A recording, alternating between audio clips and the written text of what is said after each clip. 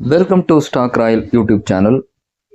இந்த சேனலில் எதை பற்றி பார்க்குறோன்னா, என்எஸ்சியோட லிஸ்டிங் வந்தால் எந்தெந்த பப்ளிக் செக்டார் கம்பெனிஸ் எவ்வளோ லாபம் அடையும் அதனுடைய ஹோல்டிங்ஸை பார்த்தாவே நமக்கு புரிஞ்சு. அதாவது என்எஸ்சி ஷேர்ஸ், அன்லிஸ்டட் ஷேர்ஸை வாங்கி வச்சுருப்பாங்க இல்லையா, அந்த ஹோல்டிங்ஸினுடைய பர்சன்டேஜ், அந்த வேல்யூ ஆஃப் ஷேர் வேல்யூ, அதாவது ஷேர் வாங்கியிருக்கிற ப்ரைஸ், அதாவது ப்ரைஸ் பர் குவான்டிட்டியோட மொத்த வேல்யூ எவ்வளோன்னு நம்ம பார்க்க போகிறோம்.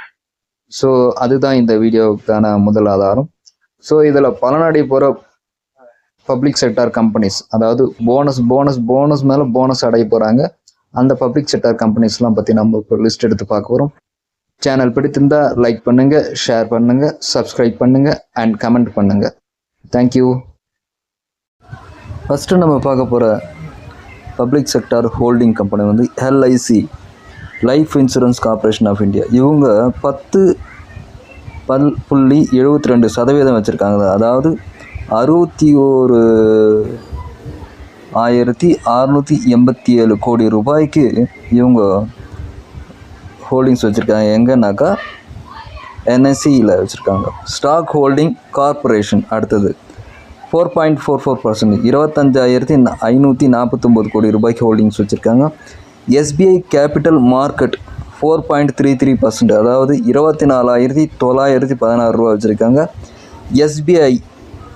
எஸ்பிஐ பேங்க் 3.23, அதாவது 18,587 கோடி ரூபாய் வச்சுருக்காங்க. அடுத்தபடியாக ஓரியண்டல் இன்சூரன்சஸ், இதுவும் பப்ளிக் செக்டார் கம்பெனி தான், 1.42%, அதாவது 8,171 கோடி ரூபாய் வச்சுருக்கிறாங்க. அடுத்ததாக நேஷ்னல் இன்சூரன்ஸ் கார்பரேஷன்ஸ் 1.42%, 8,171 கோடி சமமாக வச்சுருக்காங்க. நியூ இந்தியா அசூரன்ஸ் அவங்களும் 8,171 கோடி ரூபாய்.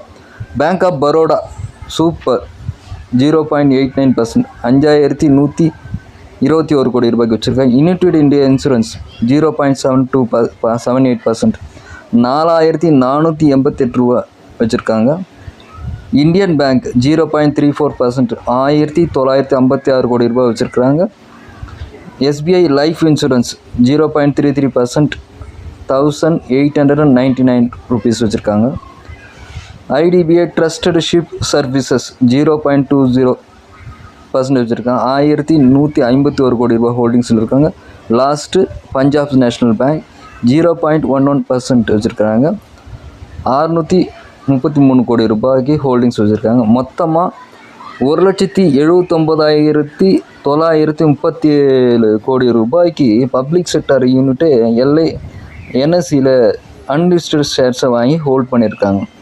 ஸோ என்எஸ்சியோட லிஸ்டிங்க்கு ரொம்ப லாங் டைமாக எடுத்துக்கிட்டது. செபியில் கொஞ்சம் அவங்களுக்கு 1,388 கோடி ரூபாய் செட்டில்மெண்ட் பண்ண வேண்டிட்டு இருந்தது.